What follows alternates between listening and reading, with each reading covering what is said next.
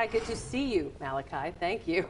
The time has changed. The struggle is very real to try to get a good night's sleep. To help us all get some better Z's, we've asked Dr. C to come back on here, Carolina's Family at 4, and Cedrek McFadden is with us today to dig into exactly what we're doing wrong and how to get some better quality rest. Some very key and important questions. And we're not imagining this, right? I mean, we just had some new reports that came out saying we're not sleeping enough. Correct.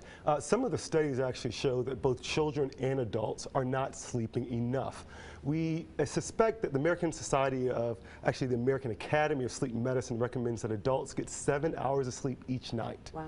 Children and adolescents should also get more sleep than that. We're not meeting those numbers, especially folks in the health professions, people in public service such as firefighters and policemen, even TV anchors. Yeah, these TV anchors, they're a problem when it comes to sleep, let me tell you. Between the morning crews and the night crews and the middle of the day, I mean, it's just, it's a crazy world we all are working in. So talk about what we need to think about first off if we're going to change the game here and finally start getting better sleep. Correct. So the first thing that we like to think about is creating a schedule for sleep. Okay. That we should go to sleep the same time every night and that we should wake up the same every day. That includes the weekends, so sleeping in to 9 and 10 on the weekends when we have extra time may be detrimental to our overall sleep health. Secondly, we want to create an environment for sleep.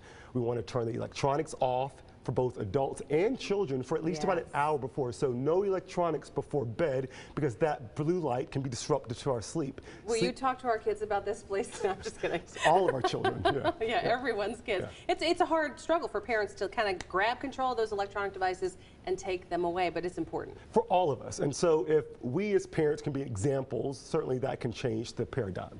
So put your phone down, Mom and Dad, and then maybe the kids will too? Yes, absolutely. Right. What else do we need to think about? So the other piece you want to think about is having an environment, dark rooms, comfortable temperatures, make sure the mattress is proper, make sure the pillows are working for you. Those things can help you get restful sleep so you're not waking up achy with joint pain and muscle discomfort after you've been asleep. So if you are waking up with the muscle pain and discomfort, you should switch something.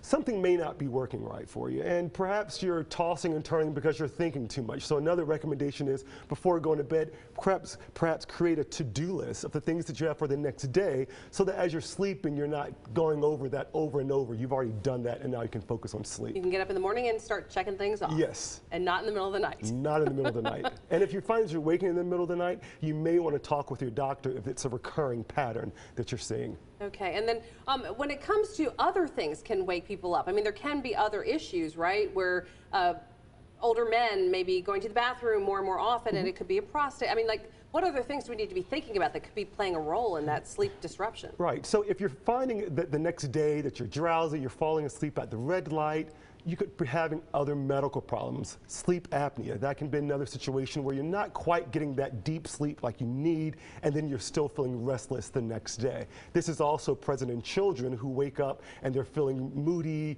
difficulty concentrating in school. There may be issues with sleep that we have to focus on in those patients. And what about caffeine? Yes.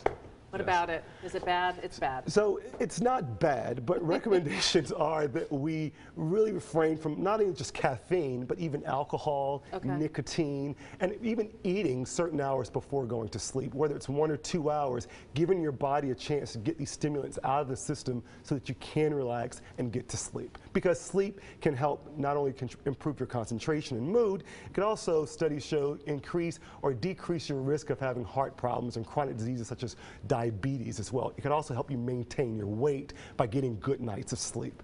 Well, it's important information, and we appreciate you going over it with us. Hopefully we can start to follow the steps and get a better night's sleep. Dr. McFadden, thank you for joining us. Thank you. You're watching Carolina's Family at 4. We're coming right back with more.